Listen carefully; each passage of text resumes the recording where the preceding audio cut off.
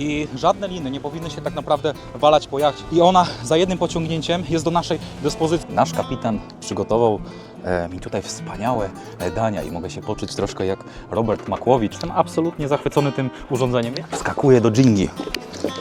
My w tej chwili jesteśmy zakotwiczeni, prawdopodobnie będą to lasy namorzynowe, czyli mangrowe. Widoczne są również jaskinie.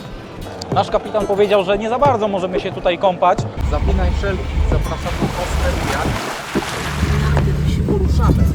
Tutaj mamy zawsze taką blisko steru plakietkę informacyjną. Jak to jest? To jest sam Odyssey, 44 stopy. Mamy tutaj wagę z załogą maksymalną bez załogi oraz w tym miejscu wajchę dźwignię od prędkości naszego silnika.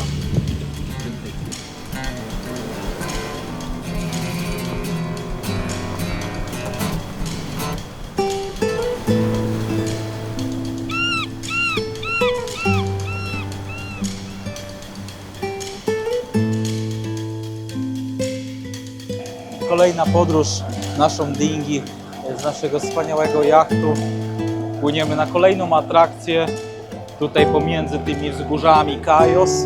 Prawdopodobnie będzie to albo plaża, albo wpłyniemy tam między te wszystkie Kajosy. Zobaczymy, co nam tutaj zaoferuje kapitan.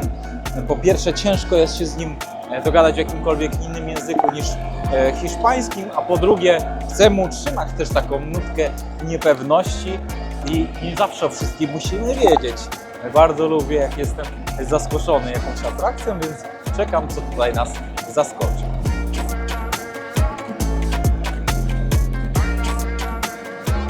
Tutaj z bliska możemy zobaczyć te wapienne skały.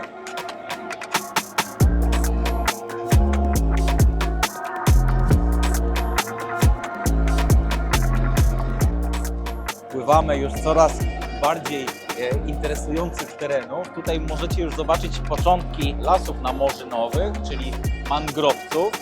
Jeżeli oglądaliście jedną z części Piratów z Karaibów, no to na pewno widzieliście tego typu drzewa z typowymi drzewami w rejonie międzyzwrotnikowym na całym świecie. Są takie formacje roślinne, które na skraju wody, na skraju lądu łączą się tutaj. Mangrowce są to wiecznie zielone formacje roślinne i korzenie wystają zawsze z wody i tworzą taki niezapomniany klimat, troszkę drastyczny, jak z horrorów, przerażający.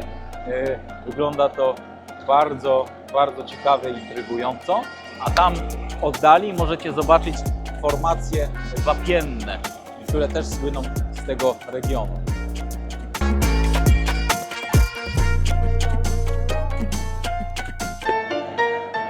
Kiedy wypożyczamy samochód w krajach bardziej egzotycznych i wybieramy się jakąś dłuższą wycieczkę poza samochodem zostawionym na parkingu, zawsze zadajemy sobie pytanie, czy jak wrócimy, to ten samochód będzie nadal stał na swoim miejscu, czy nie będzie szyba wybita, nie będą skradzione w nim rzeczy. Podróżując jachtem, nie musimy się martwić o tego typu przygody. Oczywiście zdarzają się kradzieże również na łodziach, ale to są zdecydowanie bardziej uczęszczane szlaki, tam gdzie jest gęsto od turystyki żaglowej. Tutaj, jak widzicie, my jesteśmy kompletnie sami na zatoce Samana. Nasz jacht jest pozostawiony na środku zatoki i nie musimy się kompletnie martwić o pozostawione na nim rzeczy. Kolejne zejście z pokładu.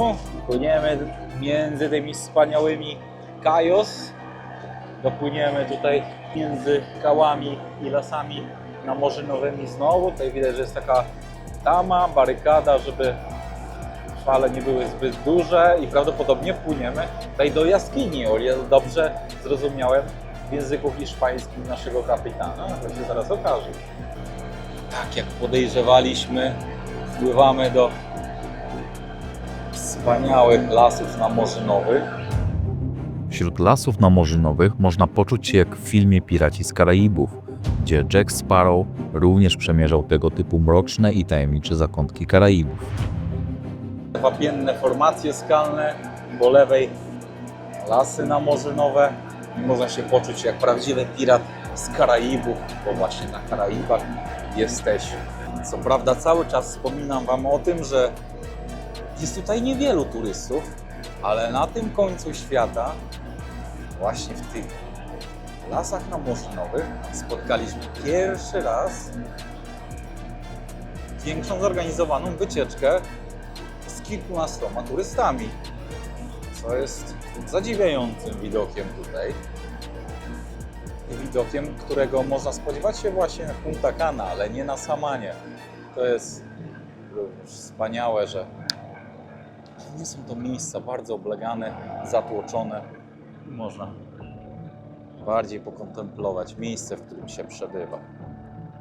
I dopłynęliśmy tutaj do tego malutkiego porciku. Nasz kapitan tutaj sumuje naszą dżingi. Tutaj widać turystów, zaraz się zorientujemy, z jakiego kraju są. O, na pewno mają polewany rum. O, Brugal, excelento. A tutaj jest jaki kraj? Ciekawe. To jest chyba wycieczka złożona, tak myślę. Z różnych narodowości. Wchodzimy teraz do jaskini kolejnej. Jesteśmy w jaskini, w której znajdziemy piktogramy po tainach, czyli społeczności, która żyła tutaj ponad 4000 lat temu. I znajdziemy tu na ścianach tak zwane piktogramy, czyli to są takie bardzo prymitywne rysunki tej społeczności, które znajdziemy na ścianach. Niestety, jak czytałem w przewodnikach, one są niezbyt dobrze zabezpieczone tutaj przed turystami, którzy mimowolnie niszczą je notorycznie, nie wiedząc nawet, że są to historyczne pamiątki. Więc uważajcie na to, jeżeli będziecie tutaj podróżować, żeby nie niszczyć tych napisów. O, jesteśmy w tej chwili w tym miejscu. Nasz kapitan podświetla nam te piktogramy. Wyglądają one trochę jakby nastolatki z Polski namalowały je flamastrem albo markerem, ale to rzeczywiście ma parę tysięcy lat. Coś niesamowitego. Powszechnie uważa się, że Krzysztof Kolumb odkrył Amerykę. Jakkolwiek absurdalne wydaje się to w kontekście tego, że spotkał tam już innych ludzi. Wcześniej tę część świata zamieszkujących, a nawet tworzących w niej rozliczne cywilizacje. Budowali tu majestatyczne świątynie, własne domostwa ułożone w wielotysięczne miasta, czy też tworzyli własną kulturę i religię. To właśnie na tak rozwinięte ludy natrafił Krzysztof Kolumb w czasie swojej wyprawy w 1492 roku. No właśnie, cóż to były za ludy? Natknął się na ludzi, których zresztą niesłusznie, jak wiemy z historii, nazwał Indianami, sądząc, że dopłynął właśnie do Indii, położonych w Azji. To nie byli Hindusi, to byli Tainowie, zamieszkujący m.in. Hispaniolę, wyspę znaną dziś jako Haiti, na której leży państwo o tej samej nazwie, oraz Dominikana.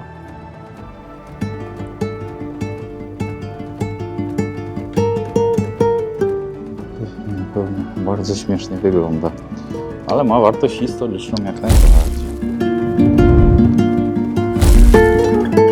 Wracamy z Quebo, czyli z jaskini przy lasach namorzynowych.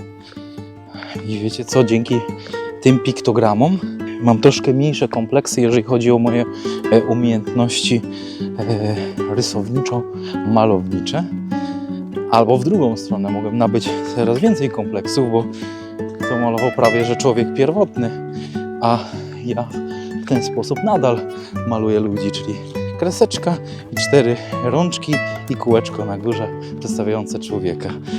Tak oni tutaj prezentowali ludzi 4000 lat temu. Fajne doświadczenie, polecam tutaj odbyć wycieczkę. Dopłyniecie tutaj dosłownie w 4 minuty, przejdziecie trasę w 8 minut mniej więcej, więc warto podpłynąć tutaj. A my wsiadamy z powrotem do dinghy i płyniemy na jachtę.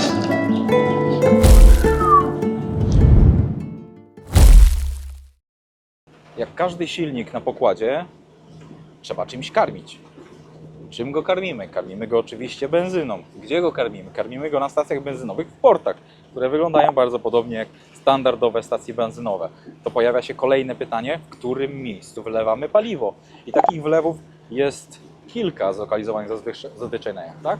W tej jednostce mamy tutaj wlew. Widać, wlew diesla. za chwilę podejdę w tamto miejsce i pokażę Wam kolejny wlew. Jest to wlew na odpady, czyli waste. Podobny wlew mamy tam po drugiej stronie, a po lewej stronie koło kapitana mamy wlew na wodę. Więc jeżeli zbliżamy się do stacji benzynowej, to staramy się zacumować w taki sposób, aby być blisko tego miejsca, chociaż węże na stacjach benzynowych przeznaczone na jachty są bardzo długie, więc powinno spokojnie wystarczyć.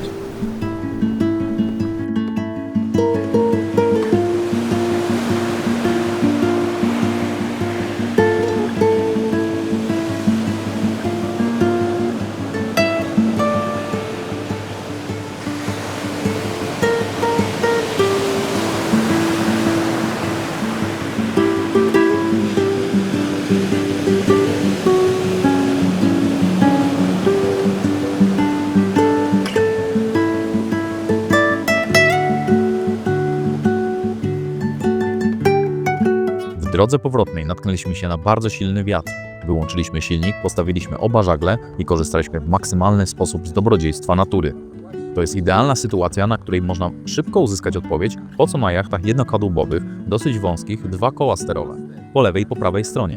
Mamy obecnie taki przechył, że jak na dłoni widać, iż kapitan nie byłby w stanie prowadzić jachtu za pomocą steru na lewej burcie. Podobnie, jeśli płynęlibyśmy lewym halsem i mielibyśmy wiatr z lewej burty, to przechył byłby w drugą stronę, a kapitan musiałby zasiąść przy sterze na lewej burcie. Z tego właśnie powodu tego typu jachty żaglowe wyposażone są w 2 koła sterowe. Powiem Wam, że był to najsilniejszy wiatr, z jakim miałem do czynienia dotychczas na żaglach. Prędkość wiatru dochodziła do 15-16 węzłów, co oznaczało bardzo szybkie żeglowanie w pograniczu 4-5 w skali Beauforta. Powyżej 6 w skali Beauforta nikt nie powinien żeglować, ponieważ zagraża to już mocno bezpieczeństwu. Tutaj mieliśmy już tak mocny przechył, że mimo balastowania naszymi ciałami, które są najlepszym materiałem do balastowania, łódź płynęła cały czas w mocnym przechyle. W pewnym momencie naprawdę sporo siły kosztowało mnie ciągłe trzymanie się relingów prawej burty, a płynęliśmy około 1,5 godziny. Przedmioty, które wcześniej leżały luźno na pokładzie, takie jak powerbank, buty, ręcznik, plecak i tym podobne, musiałem szybko schować do kokpitu, bo inaczej na pewno szybko wypadłyby za burtę. Razem ze skipperem mieliśmy ogromną frajdę z żeglowania w takich warunkach, ponieważ mogliśmy w pełni wykorzystać moc żagli i sprawdzić wytrzymałość łodzi. Było to dla mnie kolejne, nowe, bardzo cenne, niezapomniane doświadczenie na morzu. Dzisiaj jest to już ostatni odcinek z Dominikany. Jednak nie wracam do Polski, wybieram się w kolejny rejs. Zgadnijcie, do jakiego kraju lecę. Napiszcie w komentarzach. Podpowiedź: orzeł na opuncji.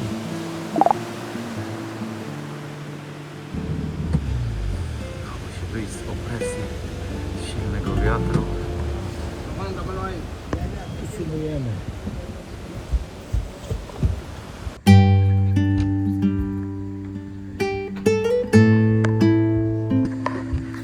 Tutaj panowie zrobili szpring dziobowy, szpring rufowy z przodu na rufie do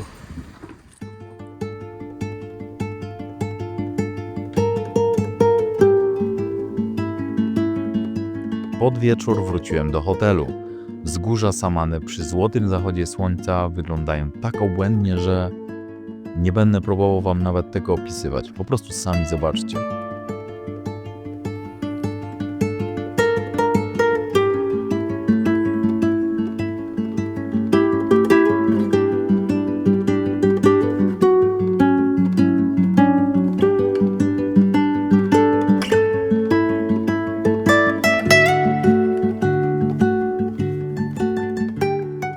Dziękuję za bycie ze mną w tej dominikańskiej przygodzie. Zobaczcie koniecznie pozostałe 3 odcinki.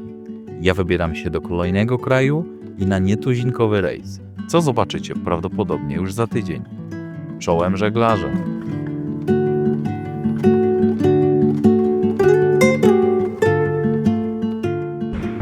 Dziękuję, że pływałeś dzisiaj ze mną.